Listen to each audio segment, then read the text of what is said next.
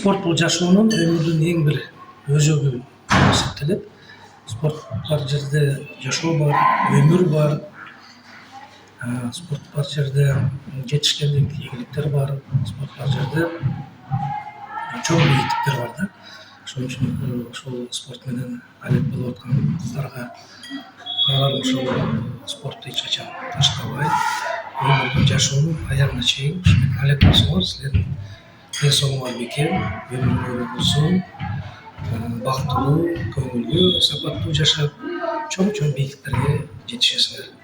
Албетте, силерди көрүп кийинки муундар дагы үлгү алып, алар дагы силерди жолдоп, спорт менен алек болсо, бул дагы бир жакшы нерсе. Үй бүлөнү дагы бекемдей турган, чыңдай турган, чоң бир жетишкендиктерге мотивация, мындай бир жакшы бир түрткү бере турган дагы бул спорт болуп эсептелет.